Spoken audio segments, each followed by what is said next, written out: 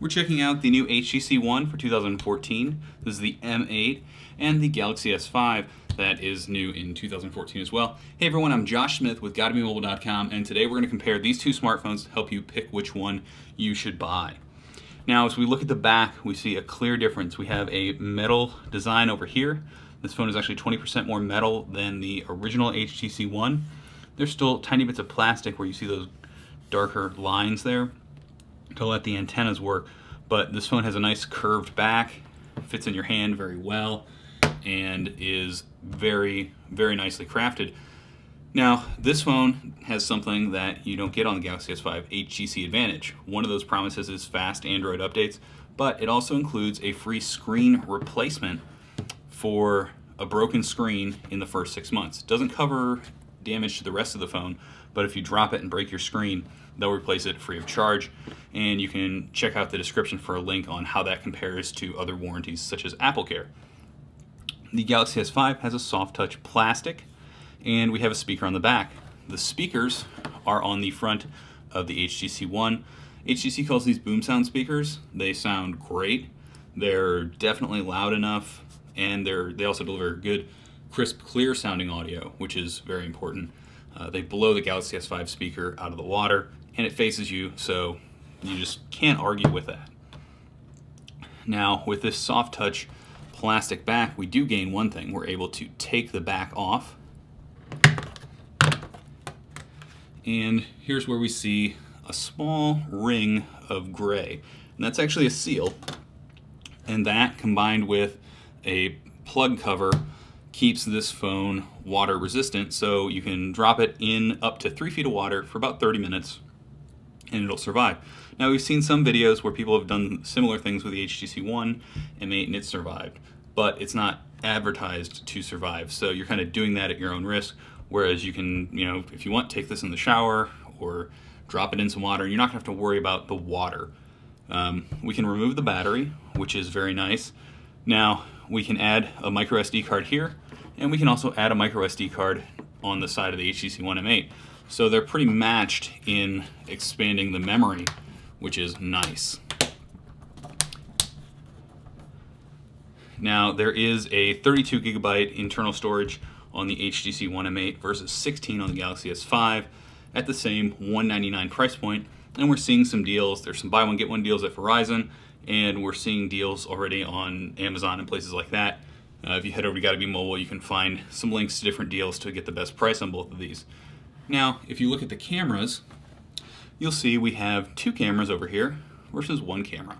This is a 16 megapixel shooter, and over here we have a 4 megapixel ultra pixel camera is what HTC calls this. This is the same camera as on the HTC One from 2013, and it uses larger pixels to, in theory, take better looking photos. Again, if you check the description, you'll see some sample photos, a link to some sample photos that show what you get from both of these.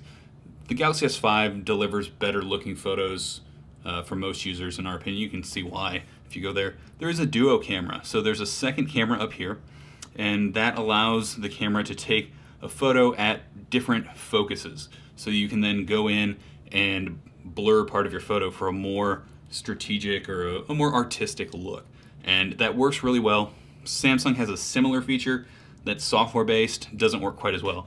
So that's a nice feature. We do like HTC Zoe, and we'll have a highlight linked in the description that you can see if you want to see what that is, but it basically combines all your photos that you take in one event and makes a quick, short, set to music and transitioned video that you can share, and it's way better than sharing 10 photos. And if you use HTC Zoe mode, you can capture photo and video at the same time. You don't have to choose which you want to take or tap a second button like you do on the Galaxy S5 to take that. Now, when it comes to displays, we have a 5.1 inch 1080p display and a 5-inch 1080p display. So both of these displays are large, both of them have high resolution, and both of them look really nice. We have a very similar bright color. Both of these screens get really bright and look really nice, but once again, just like in our iPhone 5S comparison, the Galaxy S5 display is a little bit brighter and a little bit more friendly on battery life. Both of these devices do good on battery life, throughout the day. Even with full brightness, we're able to last a full day of pretty heavy use. But the Galaxy S5 just has a few extra features like a ultra power saving mode that will basically turn the screen black and white and limit some other uses. And what you get with that is you can stretch your last 5% of battery life almost 24 hours. So if you end up having no battery life left at the end of the day, you can quickly toggle that on and make sure you get home and can still make calls and send messages and stuff like that. Now, both of these phones run Android 4.4.2, and they'll likely see updates for the next 1.5 or 2 years. So you won't be kind of locking yourself into some type of older option there. Now, there is a HTC One M8 Google Play Edition that runs stock Android. There is not a Galaxy S5 Google Play Edition at this time. Other features that both of these phones offer include an IR port. So on the top of each of these devices, there is an IR port, so you can control your HDTV using built-in software that allows you to kind of do more, manage your TV. Now, while they run Android, we have different overlays. We have Sense 6 and we have a new version of TouchWiz. We have Blink Feed versus My Magazine, which is basically Flipboard. Both of these pull in things that you can customize so you can quickly swipe over to get to your favorite topics. Other things that we have are access to Google, but I can say, "Okay, Google," and the Galaxy S5 will respond without me touching anything. I cannot do that on the HTC One M8. Another feature over here is the ability to run 2 apps on screen at the same time. There is nothing like that on the HTC One right now. One thing the HTC One does have that the other phone doesn't is motion gesture. So if you add a little bit of motion and a tap, you can turn the display on. And that's really nice because with phones that are bigger like this, if you're trying to grab it and hit a power button, you can run into some issues. And there's also a few other things you can do with that. If you add motion and a swipe in, you can access different areas. So that's a real nice touch there.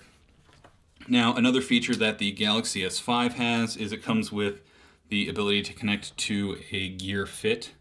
And this is a snazzy smartwatch / fitness tracker. There are a few bugs, so don't make this your deciding factor between these two smartphones. But that's our fast look at the Galaxy S5 and the HTC One. Now, if you check out, there are a bunch of links in the descriptions to various comparisons, and if you go over to GottaBeMobile.com, you'll see our more detailed look with photos and explanations about why we like certain things a little bit better. Thanks for watching, hit like, and make sure you check out those links.